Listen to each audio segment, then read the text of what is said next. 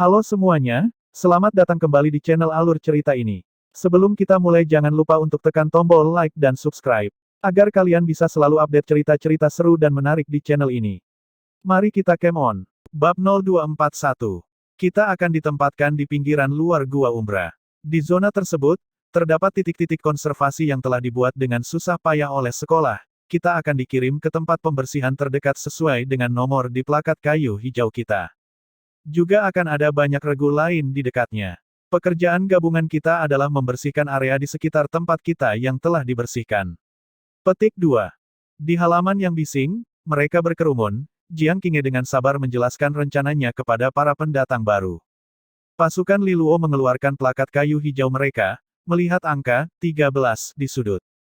Ada juga menara pemurnian di zona tersebut, dengan run pemurnian di sekelilingnya. Tapi karena pengaruh yang merusak, kekuatan dalam run telah habis seluruhnya. Kita perlu menggunakan debu pemurnian yang diberikan sekolah kepada kita untuk menyegarkan ini, dan menghidupkan kembali run menara. Setelah menara diberi energi kembali, cahaya pemurni akan secara bertahap membersihkan seluruh area. Para pendatang baru mendengarkan dengan penuh perhatian. Akhirnya misteri besar Gua Umbra pun semakin jelas bagi mereka. Kedengarannya, cukup mudah, kata Li Luo. Tian-Tian tertawa dari samping. Lengannya disilangkan, lekuk tubuhnya yang besar tidak sepenuhnya tersembunyi oleh pakaian longgarnya. Saat memberi energi kembali pada menara, energi memicu monster. Mereka akan datang mengerumuni menara. Artinya, katanya sambil mencondongkan tubuh ke depan, kita akan sepenuhnya dikelilingi di semua sisi oleh monster. Tidak ada ruang untuk kesalahan. Entah kita berhasil menjalankan menara dan memusnahkan monster, atau kita mati kewalahan oleh gerombolan itu. Petik 2. Li Luo menggigit lidahnya. Karena sekolah telah melakukan begitu banyak persiapan di dalam Gua Umbra, mengapa tidak membiarkannya terbuka secara permanen dan memelihara menara pemurnian? Dia bertanya. Dari penjelasan Jiang Qinghe, sepertinya menara pemurnian ini cukup efektif. Mengapa repot-repot menutupnya dan memberikan waktu kepada para monster untuk bangkit kembali? Karena gelombang gelap. Sesekali, gelombang gelap akan terbentuk di kedalaman Gua Umbra. Itu adalah lubang hitam energi jahat yang menyebar dari dunia bayangan, sebuah teror yang tak terbayangkan.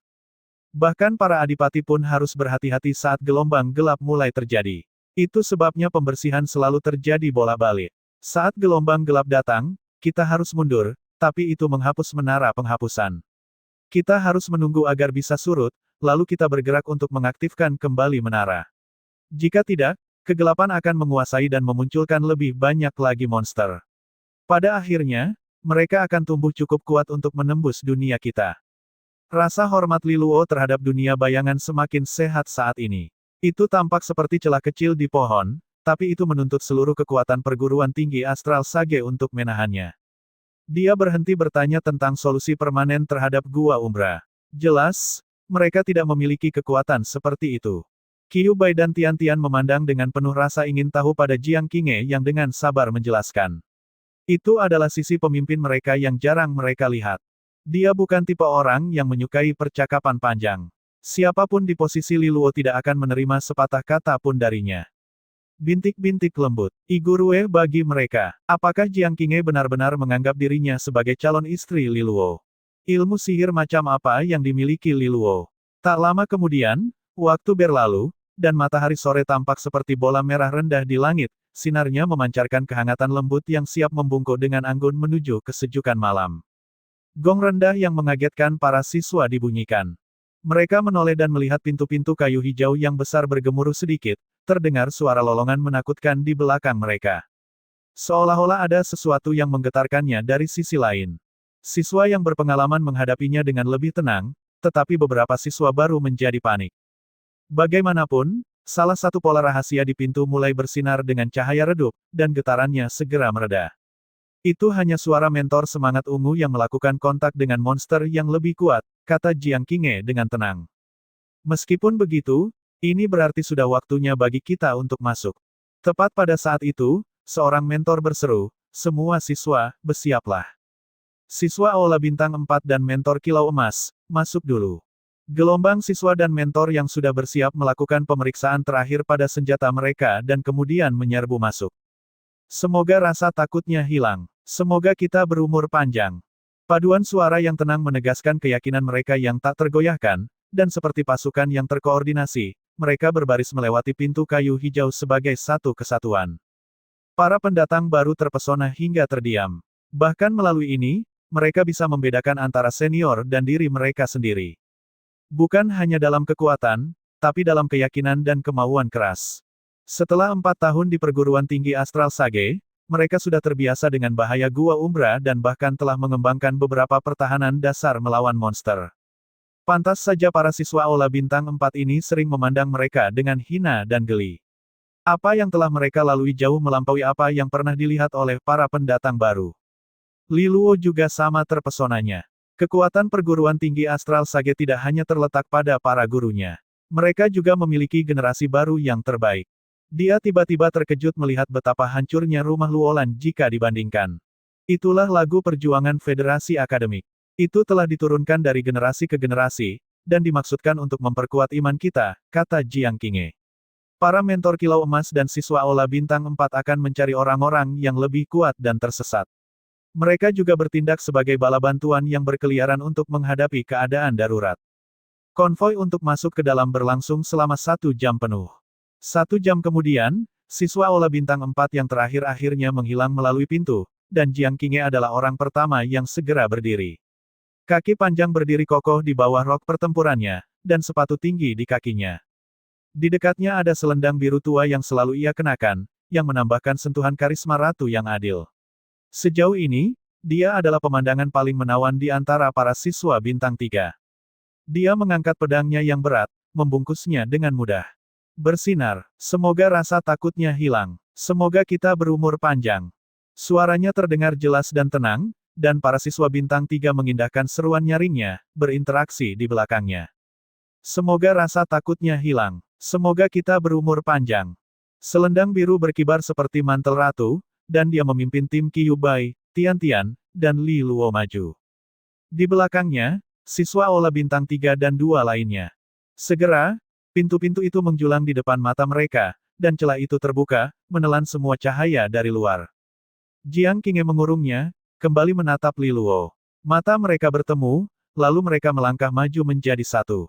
Bersama-sama mereka melangkah menembus cahaya kegelapan, menuju kesuraman yang menganga dan ancaman apapun yang menanti mereka.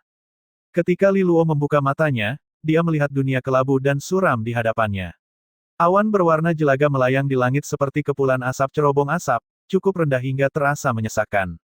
Jarak pandang terbatas, dan suara-suara pelan seolah melayang keluar dari cahaya berkabut, berbisik langsung ke dalam hati mereka. Mereka mulai gelisah, tapi kemudian plakat kayu hijau di dada mereka meniupkan udara sejuk yang menenangkan mereka. Suara mendesing. Li Luo segera waspada kembali. Dia mengarahkan pandangannya ke sekelilingnya, memperhatikan banyak kilatan cahaya lain yang muncul di sekitarnya. Dia melihat bahwa mereka semua telah tiba di menara batu di suatu tempat, masing-masing dibangun dengan buruk dan tingginya berbeda-beda. Mereka kebetulan berada di dekat pusat, dan ujung menara batu mereka berkedip samar dengan cahaya yang bersinar ke bawah membentuk layar. Kabut hitam berhenti di penghalang, menghilang dengan cepat saat bersentuhan dengan cahaya. Tempat ini sepertinya adalah tempat suci yang pernah diceritakan Jiang Qinghe kepada mereka. Ini adalah spot penyucian ke-13, tempat perlindungan tunggal mereka di Gua Umbra. Bagaimana rasanya? Suara prihatin Jiang Qinghe mendahuluinya. Di belakangnya ada 4 orang lainnya. Rasanya tidak enak, Li Luo mengakui dengan jujur. Ada perasaan tertekan di tempat itu, dan dia merasa seperti ada sesuatu yang memutar dan menyeramkan yang tersembunyi di balik kabut, siap untuk masuk ke dalam hatinya. Dan mereka masih berada di tempat yang dimurnikan. Ini pasti akan menjadi lebih buruk setelah mereka keluar. Ini pertama kalinya kalian berada di Gua Umbra, dan kalian lebih lemah dari siswa biasa yang melewatinya. Kalian akan terbiasa, kata Jiang Qinghe kepada mereka. Qiyu Bai dan Tian Tian juga mengangguk, tidak menertawakan mereka sama sekali. Ini mungkin pertama kalinya dalam sejarah perguruan tinggi Astral Sage siswa Aula Bintang 1 dikirim. Tidak ada yang bisa menebak bagaimana nasib mereka jika dikirim ke Gua Umbra sebagai pendatang baru. Li Luo menarik napas dalam-dalam. Dia melihat sekeliling dan melihat sekitar 100 orang berkumpul di dekatnya. Apa sekarang? Li Luo bertanya. Mulai membersihkan.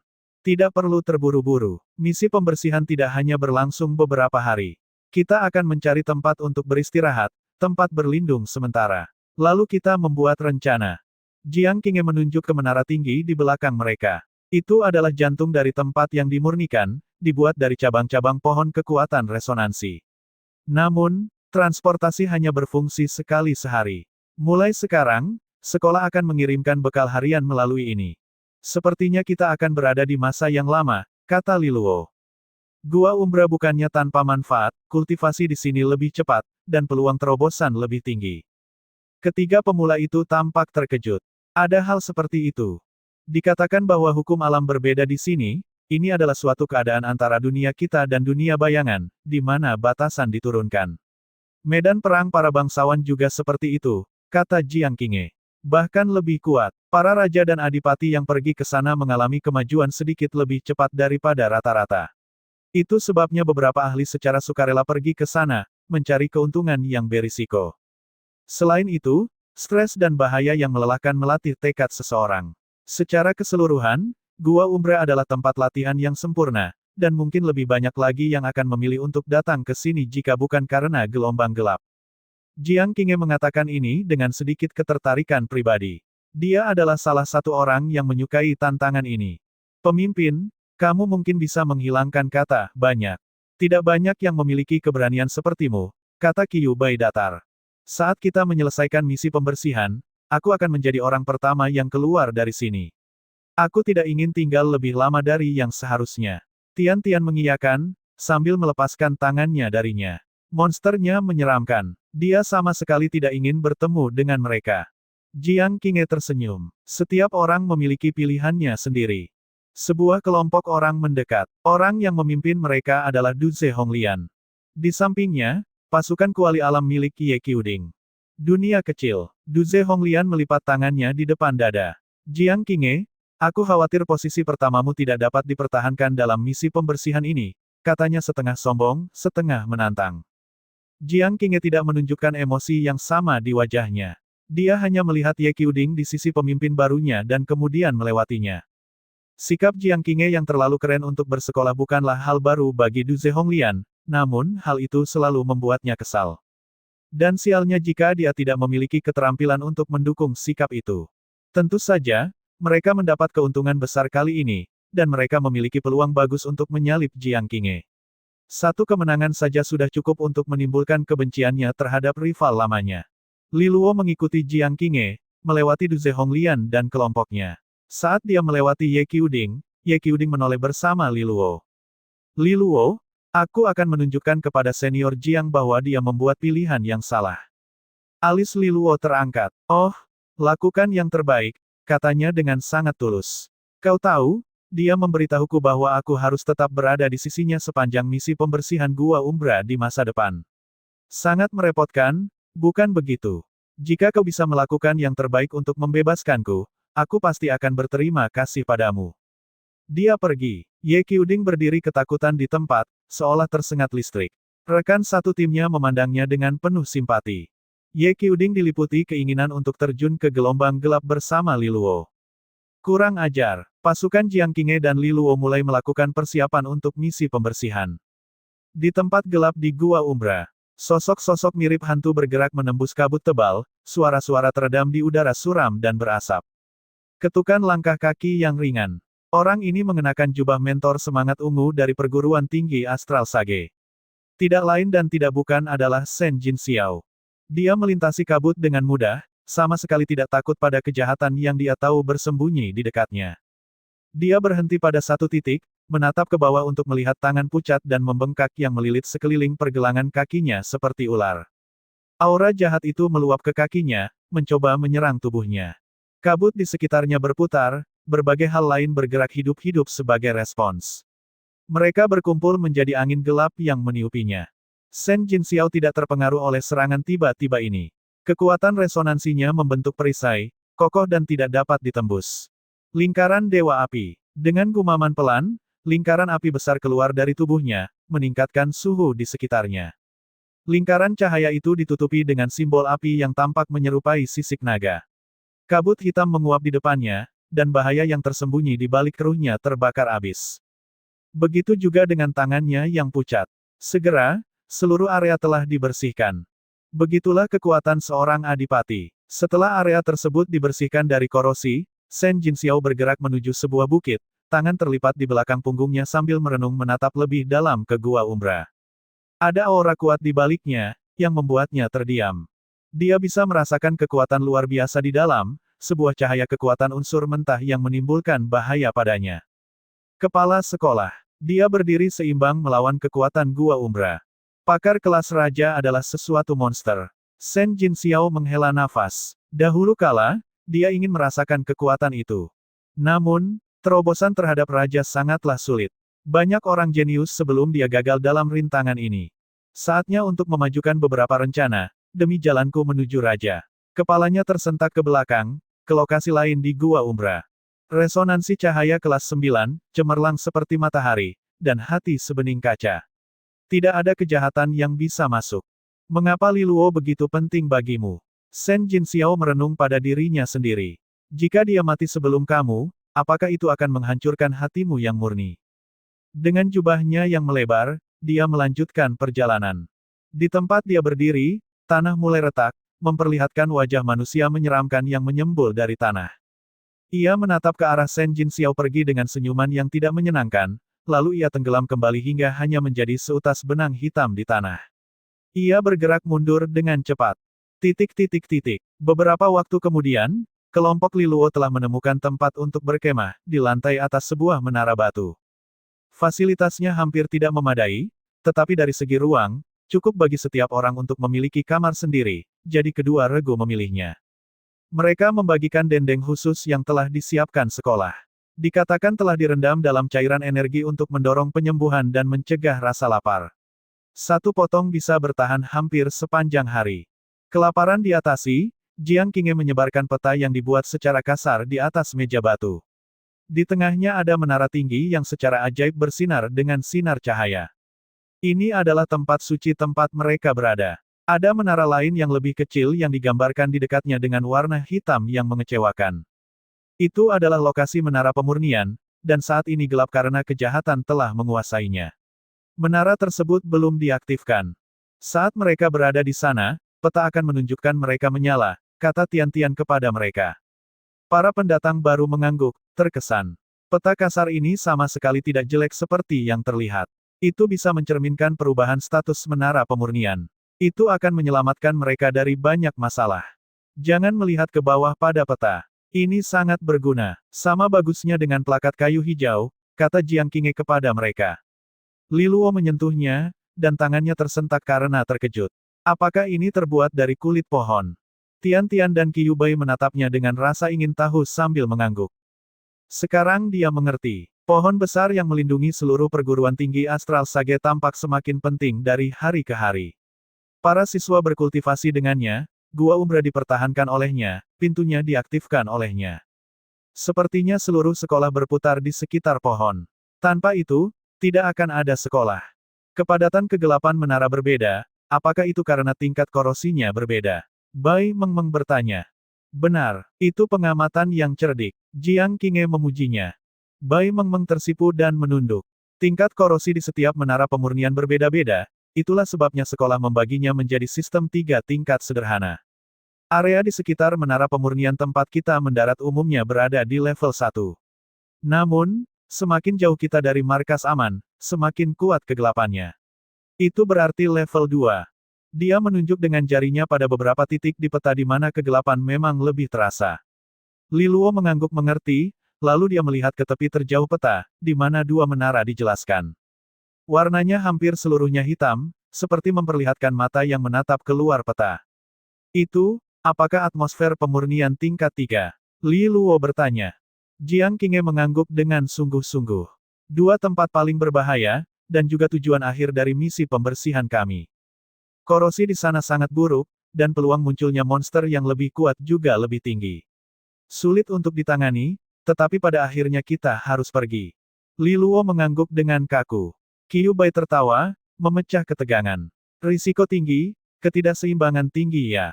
Menara pemurnian tingkat 3 bernilai 10.000 poin sekolah lo. Kepala Li Luo tersentak begitu cepat hingga hampir terkilir.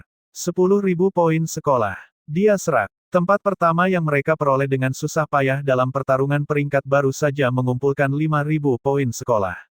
Dan satu menara pemurnian tingkat 3 di sini akan memberikan keuntungan 2 kali lipat. Jiang Qinghe menutupnya. 10.000 poin untuk menara pemurnian tingkat 3, 4.000 poin untuk menara pemurnian tingkat 2, dan 1.500 poin untuk menara pemurnian tingkat 1. Ini adalah skala poin yang gila. Pertarungan peringkat terlihat murah jika dibandingkan. Tiba-tiba, peta di atas meja tampak seperti gambar kekayaan. Pasti ada puluhan menara pemurnian kan? Berapa jumlah seluruhnya? Jantung Li Luo berdebar kencang. Jadi ini adalah cara terbaik untuk mendapatkan poin di perguruan tinggi Astral Sage. Pantas saja Jiang Qinghe sangat ingin mengajaknya. Bilas dan ulangi beberapa kali, dan tiba-tiba 100.000 poin terasa tidak terlalu jauh dari jangkauan. Selain bonus menara, menghilangkan monster juga mendapat poin. Lanjut Tian-Tian, 500 poin untuk korosi putih dari kelas eroding, dan 800 poin untuk korosi merah. Kelas bencana lainnya dibagi menjadi kelas bencana bumi dan kelas bencana surgawi. Kemungkinan munculnya kelas bencana surgawi lainnya tidak terlalu tinggi di zona kita, jadi kita hanya perlu mewaspadai kelas bencana bumi lainnya. Bahkan kelas bencana duniawi kecil diklasifikasikan lebih lanjut, namun cukup sederhana. Kelas bencana duniawi besar kira-kira setara dengan kekuatan iblis bumi tahap akhir, dan bernilai 4.000 poin. Kelas bencana duniawi kecil bernilai 2.000 poin. Seperti yang kamu lihat, dia terkekeh, semua harga ditandai dengan jelas. Li Luo merasa ketakutannya berubah menjadi keserakahan. Keserakahan yang mentah dan tidak terkekang. Jadi kapan kita mulai? Tian-Tian dan Qiu Bai melihat penampilan Li Luo yang terlalu bersemangat dengan perasaan khawatir. Ini adalah anak yang berani. Hanya Jiang Qinghe yang terlihat geli. Dia menggulung petanya. Tidak ada waktu seperti saat ini. Oh, dan dia menoleh untuk melihat mereka berkata dengan benar. Selamat datang di ujian, teror Gua Umbra. Di gerbang utama di tempat yang dimurnikan nomor 13. Li Luo dan lainnya berdiri di depan penghalang cahaya, di tepi tempat perlindungan yang damai. Di luar, kabut gelap yang menyeramkan bergolak, mengaburkan pandangan mereka. Keburaman adalah inti dari ketakutan mereka. Siapa yang tahu apa yang mengintai di baliknya? Selalu saja ketidaktahuanlah yang membuat imajinasi seseorang melengkapi rasa takutnya, dan siapakah yang mengetahui ketakutannya lebih baik daripada dirinya sendiri. Pasukan Jiang Qinghe tenang, cukup akrab dengan Gua Umbra melalui pengalaman mereka selama bertahun-tahun. Hal yang sama tidak berlaku untuk pendatang baru yang gelisah. Melewati penghalang, tidak akan ada yang melindungi mereka dari kenyataan nyata Gua Umbra. Tim lain juga ada di dekatnya, dan Li Luo merasa bahwa mereka menonton dengan sedikit rasa geli di samping simpati mereka. Jiang Qinghe, pertama kalinya untuk mahasiswa tahun pertama, iya. Berapa kali percobaan menurutmu yang mereka butuhkan untuk mengatasi pikiran tersandung? Suara gembira Du Zehonglian datang dari belakang saat dia berjalan dengan angkuh bersama pasukan Ye Qiuding di belakangnya. Pikiran tersandung. Li Luo bertanya, apa yang baru saja kuceritakan padamu, kata Jiang Qinghe, mengabaikan Du Zehonglian sepenuhnya. Pengaruh koruptif dari dunia bayangan benar-benar meresap ke dalam kabut hitam. Transisi ini sangat sulit untuk pertama kalinya. Lagi pula, orang-orang seperti itu tidak akan pernah mengalaminya sebelumnya. Mereka sangat rentan terhadap korosi sebelum mereka terbiasa. Korosi akan mempengaruhi nalarmu, mempermainkan emosimu, maka kami menyebutnya pikiran tersandung. Kalian bertiga pasti akan menghadapinya juga. Tetap saja, tidak perlu khawatir bahkan jika kamu gagal mengatasinya dengan cepat. Ini hanya masalah waktu, dan setelah kamu membangun perlawanan yang cukup, kita akan baik-baik saja. Jiang Qinghe menjelaskan semuanya dengan ringan, tapi Li Luo mengerti. Jika ketiganya tersendat di sini, efisiensi misi akan menurun, karena pasukan Jiang Qinghe harus menunggu mereka. Du Zehonglian menonton dengan senang hati. Gua Umbra adalah tantangan masalah yang luar biasa.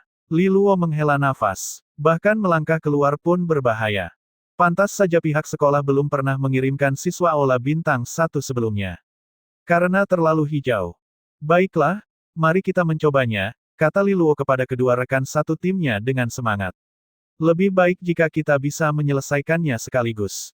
Keduanya mengangguk dengan serius. Ketiganya keluar dari lingkaran murni bersama-sama. Pada saat pertama, Li Luo merasakan suhu turun drastis menjadi sangat tidak nyaman. Suara, mereka berbisik kepadanya, berbicara langsung ke telinganya, ke dalam hatinya. Mereka memberitahunya tentang ketakutan terburuknya, menjanjikannya dengan keyakinan yang tidak bisa dia abaikan. Mereka mendatanginya dari segala arah, dan dia tersesat sejenak. Dia merasakan mata tertuju padanya, mengamati dengan cermat. Dia berbalik. Mereka mengawasinya. Dia bisa merasakannya. Tepat padanya. Tepat di belakangnya. Di sana. Dia berputar lagi. Tidak melihat apapun. Kabut. Kegelapan yang kelam menempel padanya seperti kondensasi dingin, dan tiba-tiba dia merasakan tangan-tangan lembab terulur untuk membawanya, menyeretnya ke dalam sesuatu yang pastinya adalah kematian. Teror mutlak, membanjiri seluruh inderanya. Li Luo sangat berpegang teguh pada kewarasannya. Wajahnya pucat, napasnya tersengal-sengal. Dari belakang, Jiang Qinghe memperhatikan dengan seksama. Jika ketiganya menunjukkan tanda-tanda trauma, dia akan berusaha menarik mereka kembali, dan mereka akan gagal dalam upaya pikiran tersandung yang pertama. Itu normal. Inilah siswa Aula Bintang 1 yang pertama kali memasuki Gua Umbra. Dia sepenuhnya berharap bahwa mereka akan melakukan 2 atau 3 kali upaya untuk membiasakan diri. Yang akan membuat mereka tertinggal beberapa hari dari regu lain. Menara pemurnian tingkat 1 pasti sudah dibersihkan oleh menara lainnya. Duze Honglian menyeringai di belakang, melihat Li Luo gemetar ketakutan. Oh, Jiang Qinghe, itulah harga yang harus kau bayar. Ye Qiuding berusaha menjaga ekspresinya tetap netral, tapi ada sedikit kepuasan di matanya. Li Luo tetap berdiri tegak, bahkan ketika bisikan-bisikan itu terus menceritakan kisah keputusasaan mereka, menjalin ilusi malapetaka semakin erat di sekelilingnya. Li Luo mungkin pendatang baru, tapi hatinya tidak selemah yang diperkirakan. Teror gagal mengalahkan tekadnya. Dia buta sekarang, kegelapan menyelimuti orang lain darinya. Dia bisa mendengar suara-suara, tapi semuanya terdengar mengancam. Namun, dia menjadi semakin tenang. Monsternya menakutkan, berbahaya, mematikan.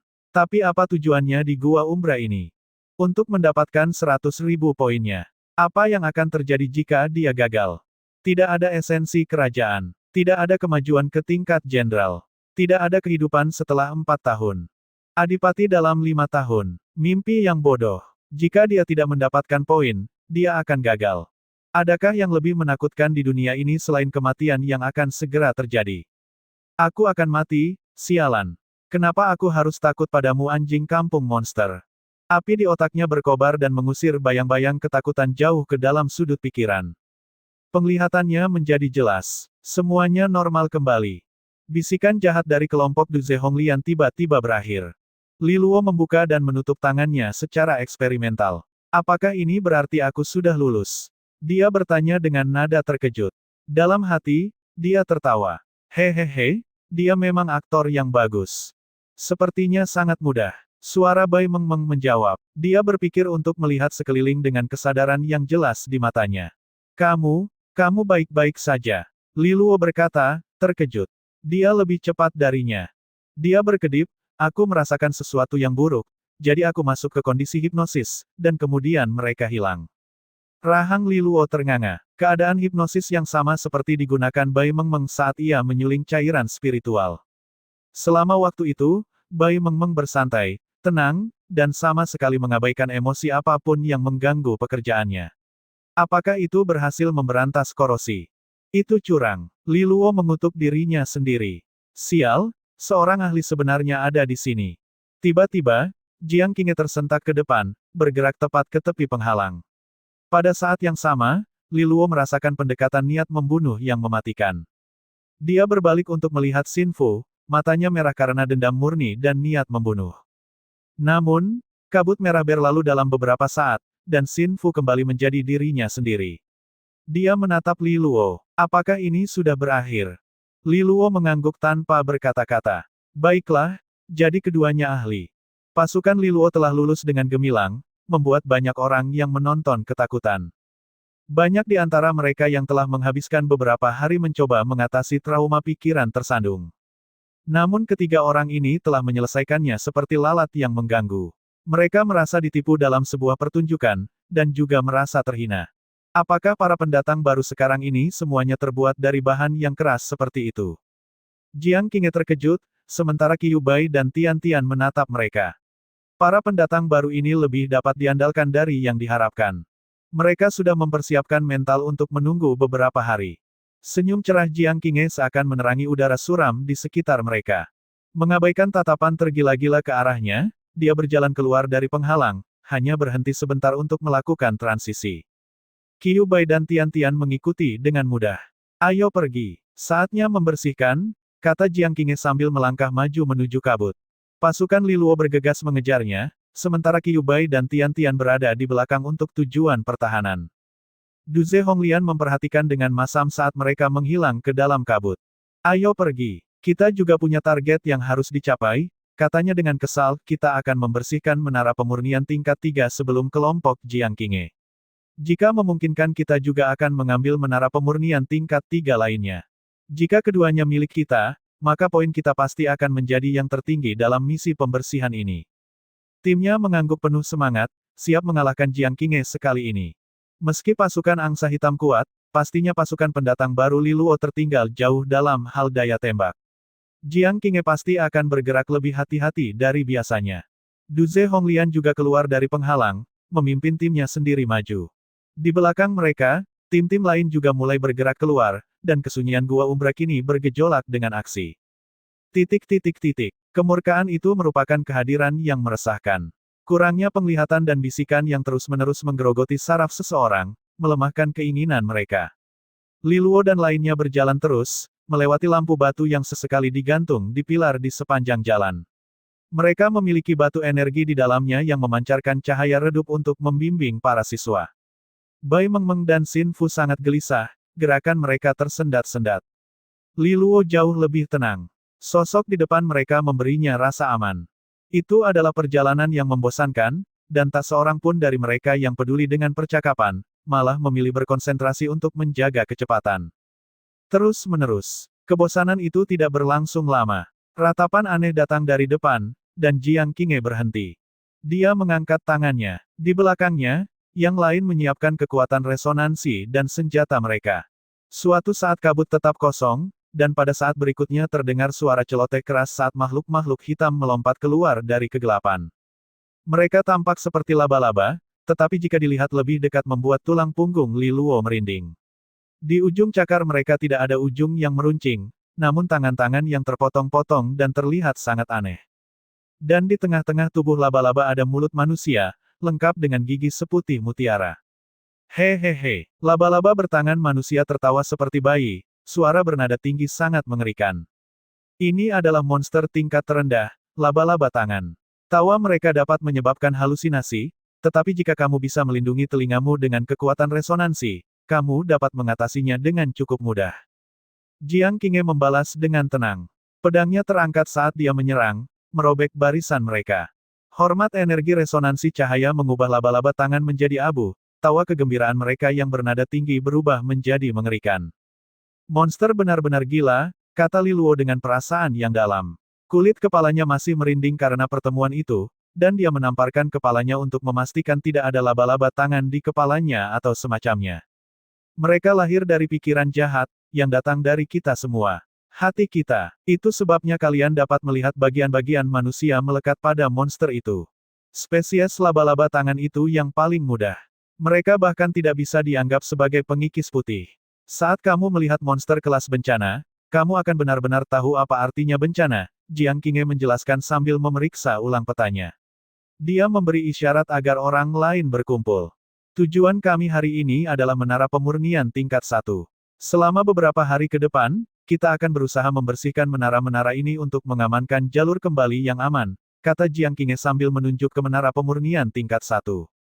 Mereka mengangguk. Tujuan utama mereka adalah pemurnian tingkat 2 dan 3 sedikit lebih jauh ke depan, tapi gua umbra terlalu berbahaya. Sebelum mereka mencapai jarak sejauh itu, mereka harus membersihkan jalan ke sana. Jika bahayanya terlalu besar, setidaknya mereka bisa mundur dengan aman. Pendekatan yang hati-hati dan bijaksana. Tian Tian mengamati rutenya. Pemimpin, katanya dengan heran, rutemu bukanlah jalur paling langsung menuju menara pemurnian tingkat 2 terdekat. Jiang Qinghe menunjuk ke tempat lain. Karena aku berniat pergi ke sana. Li Luo melihat bahwa dia sedang menunjuk ke area yang ditandai dengan tengkorak berdarah. Dia tidak memerlukan penjelasan apapun untuk mengetahui bahwa itu adalah tempat yang sangat berbahaya. Qiu Bai menatapnya dengan khawatir. Zona terlarang. Tian-Tian agak lebih cepat. Bukan zona terlarang, katanya, sambil menatap Li Luo. Danau Onyx diluarkan. Danau Onyx. Qiu Bai menggaruk dagunya sambil berpikir, aku hampir lupa ada satu di luar zona terlarang. Tapi itu hanya Danau Onyx tingkat 2, yang dimaksudkan untuk Jiang Qingge ingin mengirim Li Luo untuk meningkatkan dirinya. Qiu Bai dan Tian-Tian saling mengangkat bahu dengan ragu. Jelas sekali, seluruh perjalanan ini direncanakan demi seorang pria cantik berambut perak. Bahkan mereka mulai merasa cemburu. Meskipun mereka bertunangan, Jiang Qingge melakukan lebih dari apapun yang pernah dilakukan seorang tunangan. Mungkin dia sudah menyerah untuk mendapatkan tempat pertama sejak awal. Dengan adanya beban nomor 1, 2, dan 3, efektivitas pembersihannya tidak akan terlalu tinggi. Meski begitu, mereka tidak akan keberatan. Jiang Qingge adalah mesin utama yang menggerakkan pasukan angsa hitam. Mereka berdua berhutang terlalu banyak pada kejayaan masa lalu, dan mereka rela melepaskan yang satu ini. Apa itu Danau Onyx? Li Luo bertanya. Ingat bahwa Gua Umbra adalah tempat antara dua dunia, seperti medan perang bangsawan, meskipun lebih lemah. Kata Jiang Qingge. Gua Umbra berfungsi secara berbeda dari dunia luar, terutama di hadapan gelombang gelap, yang mengacak dan memutarbalikkan tatanan energi alami. Namun alam mempunyai cara untuk menegaskan kembali dirinya sendiri. Untuk setiap racun, penawarnya secara alami muncul. Gua Umbra, ada tempat istimewa seperti itu, dan Danau Onyx adalah salah satunya. Sebenarnya tidak ada air danau di Danau Onyx. Sebaliknya, udara tersebut berisi energi alam duniawi yang terkondensasi menjadi bentuk cair. Teorinya adalah bahwa gelombang gelap mengusir energi alam duniawi, dan kemudian mengalir ke danau-danau ini. Itu satu-satunya tempat yang bagus di Gua Umbra. Jika seseorang dapat menenggelamkan dirinya sepenuhnya, manfaat kultivasinya akan sangat besar, terutama saat pertama kali. Jika kamu cukup kuat, itu mungkin akan meningkatkan kultivasi Anda satu tingkat. Beberapa waktu lalu, saya berhasil menyelesaikan sebuah terobosan bagi diriku sendiri. Pemimpin, sela Tian-Tian. Sejauh yang kami tahu, tidak lebih dari 5 orang sepanjang sejarah perguruan tinggi Astral Sage yang berhasil melakukan invasi untuk pertama kalinya, tegurnya. Tetap saja, tentu saja ini layak untuk dikunjungi. Bukankah jalan memutar akan memperlambat kecepatan pembersihan kita? Li Luo bertanya. Kita selalu bisa pergi setelah selesaikan. Dia merasa Jiang Qingge menjalankan misi pembersihan ini sesuai keinginannya, dan rekan satu keluarga pun ikut serta dalam perjalanan tersebut. Cukup buruk bahwa Jiang Qingge mendedikasikan seluruh waktunya untuknya. Membawa dua rekan satu tim dalam perjalanan terasa sangat buruk, terutama karena mereka bisa saja memenangkan tempat pertama. Danau Onyx memiliki jumlah energi yang terbatas, kata Qiu Bai ringan. Jika kita terlambat, siswa lain mungkin sudah menggunakan semuanya. Pokoknya, jangan khawatir, katanya sambil melambaikan tangan dengan acuh tak acuh. Kita berhutang terlalu banyak pada pemimpin kita. Sudah waktunya membayar kembali sebagian darinya. Mereka memang berteman baik. Bai Mengmeng dan Xin Fu tidak mengatakan sepatah kata pun, tetapi mereka tahu siapa bosnya sekarang. Mereka hanya perlu mengikuti ekor pemimpin mereka, yang juga mengikuti ekor mantel senior Jiang, dan mereka akan menuju kejayaan. Kenapa si zona terlarang itu dilarang? Ada monster super kuat. Li Luo bertanya dengan rasa ingin tahu. Jiang Qingge menggelengkan kepalanya. Tidak ada monster di zona terlarang. Apa, lalu kenapa hal itu dilarang? Tidak hanya monster yang ada di Gua Umbra. Ada juga makhluk roh. Mereka entah bagaimana memasuki Gua Umbra dari dunia luar dan kemudian terjebak di sini. Mereka kuat untuk bertahan hidup, tetapi mereka menjadi gila oleh gelombang kegelapan. Mereka liar dan buas, memakan manusia dan makhluk lain. Ada satu makhluk roh kelas Jenderal Biduk Surgawi di zona terlarang ini, dan ada kecurigaan bahwa makhluk itu sebenarnya lebih kuat dari itu. Bahkan mungkin kelas Adipati. Tidak heran kalau itu adalah zona terlarang. Dengan adanya makhluk seperti itu, bahkan monster pun tidak akan muncul. Sekolah telah mengirimkan mentor semangat ungu untuk membasminya sebelumnya, tapi binatang itu mahir dalam kamuflase. Ia bersembunyi ketika merasakan kehadiran yang lebih kuat, dan ia mengetahui medan dengan sangat baik. Mentor semangat ungu menjadi bingung. Untungnya, ia tidak keluar dari zona terlarang. Kita hanya perlu menghindari membangunkannya, dan ia akan meninggalkan kita sendirian. Li Luo mengangguk. Makhluk roh ini mungkin adalah bos paling jahat yang pernah ada. Sebaiknya biarkan saja. Setelah menjelaskan, Jiang Qinghe berkemas dan memimpin jalan ke depan. Mereka bergegas menyusuri jalan. Saat mereka melakukan perjalanan, mereka bertemu dengan berbagai macam monster, tetapi level mereka terlalu rendah untuk menjadi sesuatu yang luar biasa. Jiang Qinghe telah menjelaskan bahwa kemampuan korosif monster masih ada bahkan pada musuh yang paling lemah sekalipun. Banyak siswa yang ceroboh terjatuh setelah melawan monster yang lemah, dan berakhir sebagai mesin pembunuh yang tidak punya pikiran. Mereka harus menjaga hati yang murni, tidak membiarkan kejahatan masuk. Tetap saja, monster yang mereka lihat bahkan bukan kelas korosi, dan Li Luo serta yang lainnya tidak perlu mengangkat satu jari pun. Akhirnya, mereka mendaki sebuah bukit kecil untuk menemukan hutan mati di depan. Dari tengah-tengah dahan kayu eboni, terlihat sebuah menara putih. Kabut hitam sangat tebal di sekitar hutan. Bisikan-bisikan yang menghantui juga sangat keras. Itulah target pertama kita, Jiang Qinghe menunjuk. Ketiga pendatang baru itu khawatir. Mereka bisa merasakan bahaya yang ada di depan. Seperti yang diharapkan, area di sekitar menara pemurnian akan menjadi yang paling berbahaya. Apakah kita akan masuk sekarang? Tangan Li Luo menjadi gatal karena sudah lama tidak melakukan pekerjaan apapun. Jiang Qinghe bersandar pada batang pohon. Menara pemurnian tingkat 1 tidaklah sulit. Pasukan kesetaraan dan keadilan, bersihkan menara itu, katanya dengan sedikit geli. Pasukan Li Luo mengawasi. Mereka akan melakukannya sendiri. Li Luo memandang, mencari tanda-tanda bahwa dia sedang bercanda. Tapi dia tidak menemukan. Sial, bukankah selama ini kau melindungiku seperti harta berharga? Ini sepertinya merupakan sesuatu yang tidak masuk akal. Bisakah mereka sendiri yang menangani menara pemurnian tingkat 1 ini? Seberapa besar kemungkinan mereka terbantai? Di lereng, Li Luo dan pasukannya masih menatap Jiang Qinghe dengan tidak percaya. Qiu Bai dan Tian Tian juga terkejut. Menara pemurnian tingkat 1 mudah bagi mereka, tetapi bagi pasukan Li Luo.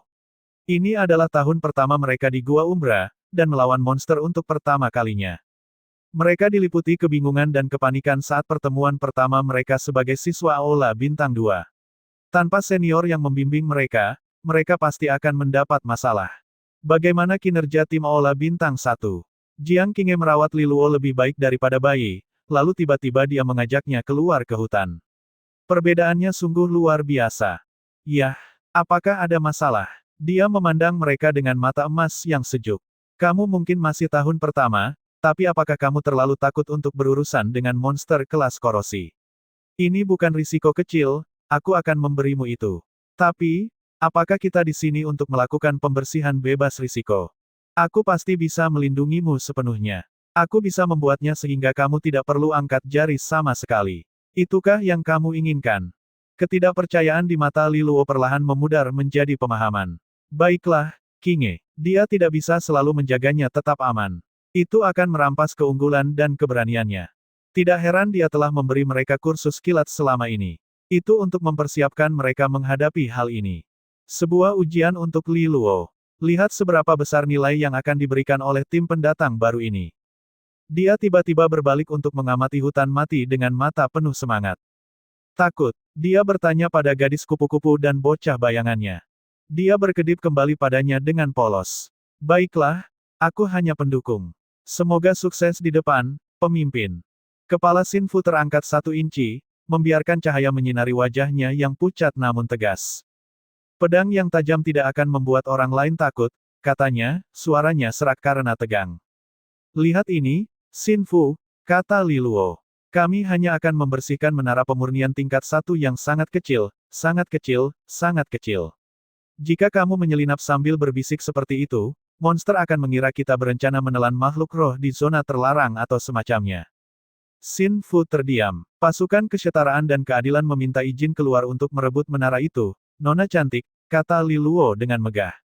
Jiang Qinghe mengangguk. Kami akan mengawasi dari sini. Kami akan melanjutkan setelah kalian mengaktifkan kembali menaranya. Jika tidak, kami tidak akan bergerak. Li Luo meringis. Angsa benar-benar ayam betina ketika dia memutuskan untuk mematuk. Dia mengangguk mengakui dan mulai menuruni bukit menuju hutan. Timnya ikut bersamanya. Tian Tian memandang ke arah Jiang Qinghe. Kamu benar-benar berniat membiarkan mereka mengambil menara pemurnian tingkat 1 sendirian.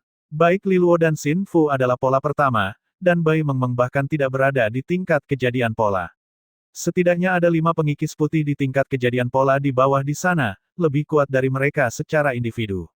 Ditambah lagi, kamu tahu bagaimana monster bertarung. Qiu Bai mengangguk setuju. Kamu harus mengujinya dengan lebih hati-hati. Seluruh menara pemurnian tingkat 1 mungkin lebih dari yang bisa mereka kunyah. Jiang Qinghe tersenyum cerah, pertama pada tempatnya, lalu pada sosok yang maju di depannya. Oh, jangan meremehkan tuan muda kita. Qiu Bai hampir tersipu karena kekuatan kecantikannya, dan Tian-Tian pun menyerah. Baiklah, pemimpin, kamu menang. Senyumanmu terlalu manis. Kami sangat menyayangi dan kamu benar. Katakan, apakah memberitahukan Du Ze Honglian mengadu dirinya melawanmu karena diam-diam dia juga jatuh cinta? Mungkin dia berpura-pura sebaliknya karena dia menginginkan perhatianmu. Jiang Qinghe memutar matanya. Trio Liluo segera mencapai hutan.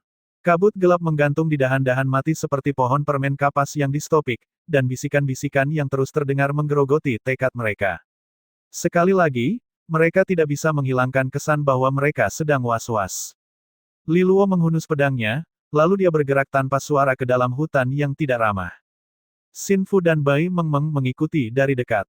Saat dia melangkah ke pepohonan, dia bisa merasakan gelombang panas. Musuh mereka ada di suatu tempat, di atas. Dia mendongak saat seberkas energi bayangan terbang keluar dari belakangnya, menekan makhluk ke bawah. Itu adalah burung monster yang mirip burung dengan bulu putih yang pucat. Dia melihat lebih dekat ke sayap aneh itu. Tentu saja, itu terbuat dari jari-jari busuk. Kekuatan bayangan datang dari Xin Fu. Pemimpin, apakah kita akan langsung menuju menara? Bai Mengmeng bertanya sambil melihat sekeliling dengan cemas. Li Luo menggelengkan kepalanya. Saat proses pengaktifan kembali dimulai, monster di dalam hutan akan berkerumun dan menyerang.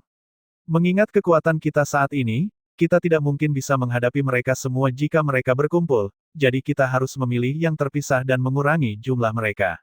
Kita hanya dapat mengaktifkan kembali menara pemurnian air ketika kita yakin dapat menangani kelangsungan hidup.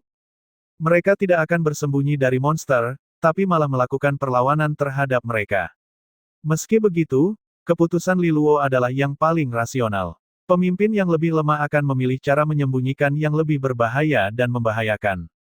Baiklah, mereka sepakat dengan keputusannya. Mereka bergerak maju dengan cepat selama beberapa menit, sampai Li Luo merasakan sesuatu dan berhenti. Kekuatan resonansinya berputar dalam kesiapan di sekelilingnya, tepi air mengalir melalui pedang pendeknya. Dia mengintip ke depan dengan cemas pada kabut yang terganggu di depan, lalu sesosok makhluk setinggi beberapa zang melangkah keluar. Ia memiliki tangan dan kaki yang sangat panjang tetapi tidak memiliki kepala.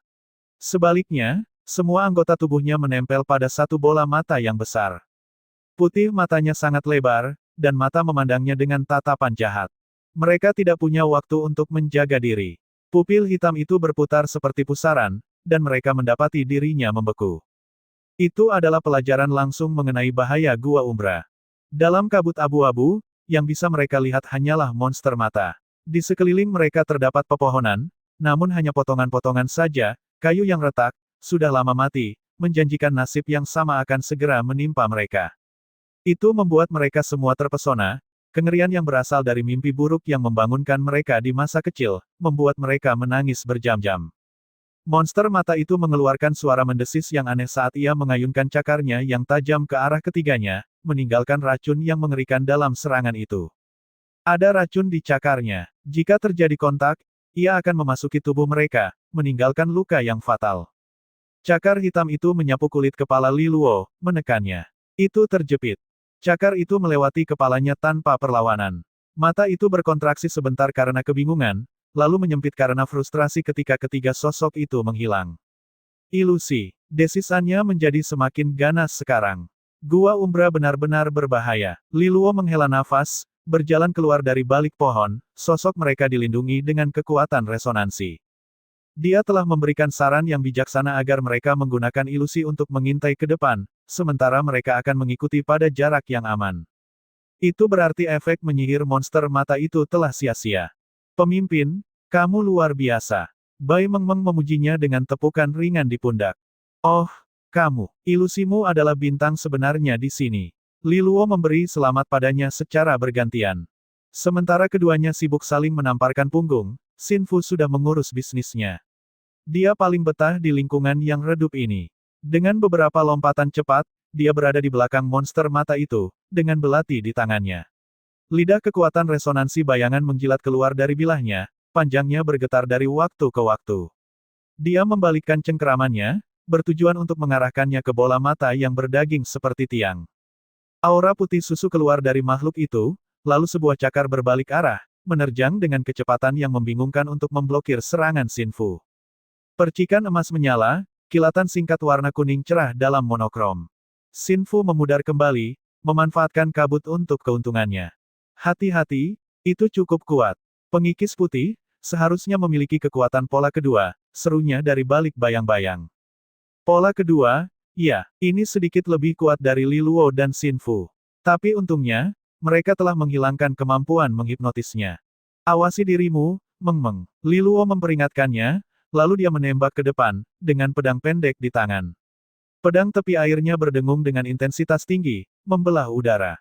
Di dalam dirinya, kedua benih resonansi menyala, memasok energi kepada penggunanya. Dia menyerang monster, suara gemuruh air pasang datang dari pedangnya. Dengan pekikan frustasi, makhluk bermata itu bergerak menemuinya, energi putih ada di cakarnya. Mereka bentrok dan melepaskan diri lagi dan lagi. Lebih banyak percikan api. Li Luo sedang berkonsentrasi penuh sekarang. Dampak dari setiap bentrokan terasa cukup kuat untuk merobek bahunya, namun dia dengan keras kepala tetap bertahan, menahan serangan. Dia mungkin menghadapi pola kedua, tetapi resonansi gandanya memungkinkan dia untuk menghadapinya tanpa terlalu banyak kerugian. Saat pertempuran berlangsung, bola mata secara bertahap berubah dari putih menjadi merah, menjadi lebih agresif dan tidak dapat diprediksi. Li Luo sedang berjalan masuk dan keluar dari cakarnya yang panjang, mencoba mendekat, ketika matanya sendiri tiba-tiba mulai bersinar, mengirimkan seberkas cahaya putih keabu-abuan langsung ke wajahnya. Terlalu cepat. Dia terkejut. Seekor kupu-kupu dengan cahaya bintang murni terbang melewati wajahnya, sayapnya terbuka untuk melindunginya dari cahaya abu-abu. Itu hanya melindunginya sesaat, bentuknya yang setipis kertas dihancurkan oleh serangan itu dalam sekejap. Satu momen saja sudah cukup. Li Luo telah melarikan diri, meninggalkan cahaya abu-abu untuk pergi dan bersembunyi di balik pohon di belakangnya. Pohon itu segera mulai membusuk di depan mata mereka. Li Luo pucat pasi. Jika bukan karena penyelamatan Bai Meng Meng, dia akan membusuk sekarang. Digagalkan lagi, monster mata itu menjadi gila. Ia melompat ke arah Bai Meng Meng. Di udara, Xinfu menyerang. Dia melepaskan serangkaian serangan bayangan lebih cepat dari yang bisa dilihat mata. Mereka menembus pertahanan monster itu dan terhubung dengan tubuh mata berdagingnya. Nanah berwarna abu-abu susu menyembur keluar. Kemarahannya kini meningkat. Makhluk itu menembakkan seberkas cahaya abu-abu lagi ke Xinfu, yang mundur dengan tergesa-gesa. Ia menyerangnya, tapi tiba-tiba tanah di bawahnya menjadi lengket seperti rawa. Kakinya tenggelam. Ia sudah siap ketika Li Luo muncul di hadapannya, melancarkan serangan lagi ke arahnya. Hati-hati, Bai Meng Meng menjerit dari belakang. Li Luo nyaris tidak mengedipkan mata. Pedang terangkat. Kekuatan resonansi berkumpul di tepinya saat dia mulai membentuk bola cahaya kecil yang menyedihkan. Bola cahaya air, itu muncul dalam sekejap yang cemerlang, menerangi kabut sebentar. Ketika serangan itu mengeluarkan letupan kecil, monster mata itu mengeluarkan ratapan kesedihan. Nanah lengket menyembur ke segala arah dan asap hitam mengepul. Benda itu mulai runtuh, dan setelah beberapa saat, tidak ada lagi jejak bahwa benda itu pernah ada. Xinfu muncul di samping Li Luo. Seperti itu, dia bertanya, kaget. Bai Meng Meng juga berlari dengan cepat. Sepertinya dia takut pada cahaya yang kuat. Li Luo mengangguk. Ia mungkin memiliki kemampuan yang kuat, tapi ia juga memiliki kelemahan, matanya terlalu besar. Sangat lemah terhadap cahaya. Aku memperhatikan bahwa ia menghindari cahaya dalam bentrokan kami sebelumnya, terutama setiap kali percikan api beterbangan. Pengamatan yang cermat membantuku menemukan kelemahannya. Tetap saja, kata Xinfu ragu-ragu, serangan bola cahayamu itu tampak sangat cemerlang. Ini bukan serangan biasa kan? Ah, perpaduan rumah yang istimewa, katanya ringan. Dia melihat ada pecahan hitam yang tertinggal di tanah, diisi dengan niat jahat. Dia membungkuk dan dengan hati-hati mengambilnya, melemparkannya ke dalam botol yang dibawanya. Bukti poin yang diperoleh, untuk dibawa kembali ke sekolah. Darah pertama, setelah monster mata musnah, Li Luo menjadi bersemangat. Mereka pertama kali bertemu dengan monster dan muncul sebagai pemenang. Itu tidak mudah, namun bersama-sama mereka mengatasinya dengan kekuatan persahabatan. Mari kita terus membersihkan mereka ke arah itu. Li Luo menunjuk ke depan. Kemenangan pertama mereka telah mengembalikan kepercayaan diri mereka. Keduanya mengangguk, dan mereka berangkat. Di lereng. Siswa tahun ketiga menyaksikan pertempuran itu dengan penuh perhatian, dan kejutan di mata mereka terlihat ketika kelompok Li Luo berhasil menjatuhkan monster mata lainnya. Tidak buruk, ilusi untuk mencari jalan, dan pencarian cerdas dari titik lemah pihak lain, kata Tian-Tian dengan kagum. Ketiganya jauh lebih baik dari yang dia duga. Hal yang paling penting adalah mereka tidak terburu-buru membersihkan menara. Mereka menyapu dan mempersiapkan semuanya terlebih dahulu, agar tidak terjadi kesulitan ke depannya. Mereka sedikit panik pada awalnya, tapi mereka melakukannya dengan baik. Para pemula ini tidak terlalu buruk, kata Qiu Bai sambil mengangguk setuju. Jiang Qinghe masih mengawasi hutan, terutama tempat yang kabut hitamnya sangat tebal. Ini baru dimulai. Simpan penilaianmu ketika mereka berhasil mengaktifkan kembali menara. Semburan kekuatan resonansi yang luar biasa membengkokkan sebatang pohon pada bagian paling tebal dari batangnya. Sosok Li Luo terlempar menembus pepohonan. Sosok gelap muncul di belakangnya, menopang punggungnya dan menahan kejatuhannya. Keduanya mendarat dengan selamat. Li Luo kehabisan napas. Pohon mati itu tumbang di depan mereka. Itu adalah makhluk yang cerdik, tampak persis seperti pohon kecuali dua tangan manusia raksasa. Itu telah berdiri di sana dengan tenang, menyatu dengan lingkungan, dan bahkan menolak menyerang ilusi mereka. Ketika trio yang sebenarnya lewat, monster itu baru mulai menyerang. Itu nyaris menghancurkan 3 orang tersebut. Penyergapan itu membuat mereka lengah, tapi untungnya radius serangannya terbatas. Ketiganya berhasil melarikan diri, mengatur napas, dan berkumpul kembali sebelum menghabisinya. Bai Mengmeng dengan hati-hati mengambil pecahan yang tertinggal. Saat dia mengulurkan tangannya, dia melihat luka hitam panjang di lengannya. Suatu kekuatan aneh mempengaruhi dirinya karenanya, dan suasana hatinya mulai menjadi gelap. Li Luo segera menghampiri, meraih lengannya.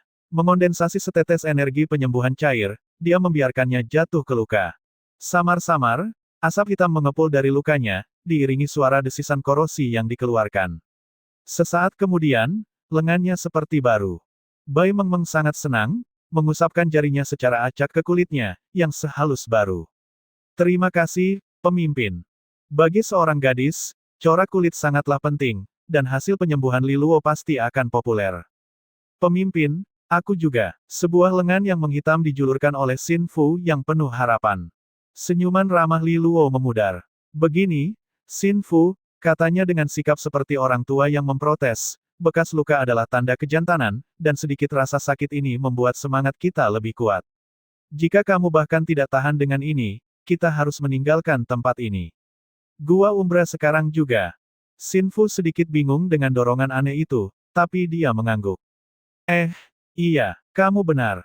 Li Luo mengangguk setuju. Fiuh, penyembuhannya membutuhkan banyak kekuatan resonansi. Bai Mengmeng adalah seorang perempuan, jadi dia harus menjaganya, tapi kedua laki-laki itu juga. Dia akan kehabisan tenaga bahkan sebelum mereka mencapai menara pemurnian. Kita sudah menyelesaikan apa? 4 pengikis putih sejauh ini. Li Luo bertanya. Pasukannya mengangguk. Dilihat dari arah dan jarak, kita hanya punya satu zona terakhir yang harus dibersihkan, penilaian Bai Mengmeng sambil menunjuk ke kanan. Li Luo merasa sedikit ketakutan. Itu adalah tempat yang dia hindari selama ini. Kabut hitam paling tebal di sana. Tentunya yang terkuat lainnya sedang menunggu di sana. 4 orang sebelumnya yang mereka temui semuanya adalah pengikis putih, tetapi sebenarnya, mereka adalah monster dengan kekuatan normal, dengan kekuatan pola kedua. Yang lebih kuat bisa jadi pola ketiga atau bahkan keempat, lawan yang tangguh yang mungkin akan mereka temui. Xin Fu dan Bai Mengmeng cocok dengan suasana hati yang tenang. Mereka juga mengerti bahwa rintangan terbesar mereka ada di depan. Baiklah, mari kita lihat apa yang menunggu kita, kata Li Luo akhirnya. Xin Fu dan Bai Mengmeng mengikuti, dan ketiganya dengan hati-hati melanjutkan perjalanan. Anehnya, zona itu secara mencurigakan tidak ada sosok lain. Benar-benar sepi. Tempat ini steril, kata Li Luo dengan nada rendah. Saat itu, ada tabrakan besar energi jahat dari depan. Mereka bergegas melindungi tubuh mereka dengan kekuatan resonansi. Ketika mereka keluar dari kabut, mata mereka menyipit karena terkejut. Adegan pembantaian terbuka di depan mereka, darah dan isi perut bertumpuk. Di tengah, monster tanpa kulit. Daging tubuhnya yang berwarna merah darah terekspos. Dagingnya menggembung, dan tentakel yang mengerikan mulai tumbuh dari tubuhnya. Monster yang berdaging ini diikat oleh rantai abu-abu yang mencegahnya melarikan diri, tidak peduli seberapa kerasnya ia berjuang. Mereka menatap, tidak yakin apa yang membuat adegan ini. Monster ini lebih kuat dari yang pernah mereka temui sejauh ini, dan mungkin kekuatan pola ketiga. Namun, sepertinya tidak berjalan dengan baik. Apa yang sedang terjadi? Bai Mengmeng berbisik. Pertarungan antar monster, jawab Li Luo perlahan. Jadi monster juga bertikai di antara mereka sendiri. Saat memproses informasi baru ini, mereka melihat sepotong kulit putih manusia melayang keluar dari kabut seperti karpet ajaib. Berbeda dengan sebelumnya, yang satu ini punya mata yang tajam di atasnya. Raungan dan rintihan aneh memenuhi udara saat dua makhluk buas mengerikan itu bertarung. Monster kulit manusia mengembang dan meluas dan kemudian menutupi seluruh daging lainnya. Kulitnya meregang dan menonjol, dan perjuangan keras datang dari bawah. Kadang-kadang, pembengkakan seperti tumor naik, menggembungkan permukaan kulit, tetapi akhirnya terjepit. Kulit manusia lainnya sedang memakannya. Adegan itu mengerikan, dan cukup aneh sehingga membuat kulit mereka merinding. Akhirnya, monster manusia kulit menang, perjuangan pun mereda. Tentakel besar dan tinta mulai tumbuh dari permukaan kulit manusia, dan dasar darah keluar dari bawah. Ini semakin kuat. Setelah selesai, itu mungkin pola keempat, bahkan pola kelima, bisik Xin Fu mendesak. Bagaimana kalau kita melakukan serangan diam-diam sekarang? Bai Mengmeng bertanya. Li Luo menggigitnya beberapa saat, tapi akhirnya dia menahannya. Dia merasa bahwa mereka mungkin memiliki sedikit keuntungan saat ini, tapi itu tidak cukup untuk menempatkan mereka dalam situasi yang baik. Jangan panik, monster kulit di sana memerlukan waktu untuk menyerap daging sepenuhnya. Mari kita gunakan kesempatan ini untuk mengaktifkan kembali menara pemurnian. Jika dia tidak bisa menghentikan kita karena makannya, itu ideal. Ketika menara diaktifkan, itu akan ditangani secara alami. Dan jika itu datang, kita harus menyiapkan sambutan yang hangat dan menyenangkan untuk itu. Apakah itu menara pemurnian? Li Luo dan yang lainnya melihat sebuah menara putih di depan, dikelilingi oleh daun-daun yang hitam karena usia. Tetapi dalam jarak 1 meter darinya, semuanya sangat jelas, tanpa ada kabut hitam sama sekali. Tampaknya, menara penyucian mungkin sedang tidak aktif, tetapi masih cukup kuat untuk menolak korosi. Li Luo dan yang lainnya mendekat. Menara pemurnian memiliki tinggi 5 atau 6 meter, dan permukaannya terlihat sehalus marmer putih. Meskipun pada pandangan lebih dekat, ternyata terbuat dari kayu bergambar dengan bau yang menenangkan. Hampir pasti bahwa menara pemurnian juga terbuat dari pohon kekuatan resonansi. Li Luo dengan hati-hati membuka pintu dan masuk perlahan. Untuk kejutan mereka, bagian dalam menara diterangi dengan fluoresensi yang redup namun memiliki efek menenangkan. Interior itu sederhana, kosong kecuali untuk sebuah platform batu kecil di mana garis-garis cahaya berkilau. Mari bersiap, kata Li Luo. Dia mengeluarkan botol berisi debu penyucian yang akan mengaktifkan rune. Dia meletakkannya di atas platform batu. Cahaya batu bersinar sebagai respons, dan botol itu gemetar semakin keras, memercikkan isinya. Debu bercahaya menari di atas platform sesuai dengan irama yang tak terlihat, dan rune menjadi lebih terang, akhirnya menyerap debu itu. Saat rune menyerap debu, seluruh menara penyucian mulai bergetar hidup dan bersinar dengan cahaya penyucian. Cahaya itu menyebar keluar, membangkitkan respons dari kabut hitam. Seperti menuangkan es ke dalam penggorengan yang mendidih. Deru yang memekakan telinga, karena monster ditarik ke mercusuar yang bertentangan dengannya. Menara pemurnian diaktifkan kembali, dan seketika itu mulai membersihkan korosi di area tersebut. Di lereng, Jiang Qinghe dan skuadnya melihat cahaya yang berdenyut, terkejut. Mereka berhasil, seru Qiu Bai. Mereka berhasil membersihkan sebagian besar monster di hutan. Namun, monster terakhir itu, mereka mungkin tidak akan bisa mengatasinya kan? Kata Tian Tian, mereka semua bisa merasakan monster terakhir itu, dan seberapa kuatnya. Awalnya adalah pola ketiga, tetapi setelah memakan monster berdaging, sekarang menjadi pola keempat. Begitu benar-benar mencerna dan menyerap kekuatan itu, mungkin bahkan akan naik menjadi korosi merah dalam kekuatan. Pola keempat akan jauh melampaui Li Luo dan yang lainnya. Mereka akan membayar harga yang mahal jika bertemu dengannya. Pemimpin, Apakah kita akan masuk? Mata Jiang Qinghe sedikit bergetar. Sebentar lagi. Mata Tian Tian melebar. Kau tidak akan berpikir untuk meninggalkan mereka menghadapinya kan? Mari kita tunggu dan lihat. Meskipun mudah bagi mereka untuk menyelesaikannya, itu tidak akan memberikan manfaat pertumbuhan bagi Li Luo. Dia tidak keberatan melindunginya, tetapi bukan dengan biaya perkembangannya. Di dalam hutan gelap, dengan menara pemurnian diaktifkan, skuad Li Luo tidak tinggal, mundur dari menara pemurnian dengan cepat. Mereka melempar pandangan khawatir ke arah satu arah. Dengan sebagian besar zona dibersihkan, satu-satunya ancaman yang tersisa adalah monster kulit manusia tingkat korosi putih terakhir. Yah, sebenarnya itu tidak lagi korosi putih. Ini sudah mulai menunjukkan tanda-tanda mencapai puncak sebagai korosi merah. Pemimpin, apakah monster itu akan datang? Bai Mengmeng cemas. Li Luo menggigit bibirnya. Datang atau tidak, kita sudah siap. Efektif atau tidak, yah, kita akan mengetahuinya. Sebenarnya, kita tidak perlu khawatir. Bahkan jika kita gagal, kita punya malaikat pelindung kan. Dia tersenyum. Bai Mengmeng tersenyum, dihibur. Tetapi jika senior Jiang ikut campur, apakah itu berarti mereka gagal? Sebagai seorang gadis, dia tidak terlalu peduli tentang kebanggaan atau apapun, tetapi dia bisa merasakan bahwa baik Li Luo maupun Xin Fu memiliki sifat kuat berlari di dalam diri mereka. Mungkin bahkan di tepi tebing, keduanya akan bertarung daripada membuka parasut keselamatan. Seperti dalam situasi saat ini, Bai Mengmeng menatap ke depan ke dalam kabut. Mudah-mudahan, persiapan pemimpin mereka efektif. Lonjakan tiba-tiba dari energi pengikis, diikuti oleh teriakan. Mereka berbalik seiringan, pucat dan berkeringat, menonton cabang-cabang pohon yang gersang jatuh satu persatu, semakin dekat. Monster kulit manusia itu di sini. Dalam beberapa menit singkat, itu sudah di atas mereka. Hal yang muncul dari kabut berbeda dari yang mereka lihat sebelumnya. Ini berat, dan sekarang bergerak seperti kalajengking. 8 tangan, mengucurkan darah segar, meninggalkan cetakan dalam di tanah saat mereka mendorongnya semakin dekat. Tidak ada hidung atau mulut di wajahnya, hanya sepasang mata putih susu yang berkilauan dengan kejahatan. Itu berlari ke arah umum menara pemurnian yang dibenci, serta 3 penjaga yang berdiri di hadapannya. Energi jahat meluap, pusaran kehancuran yang kacau dan kasar. Daging segar, waktunya untuk makan.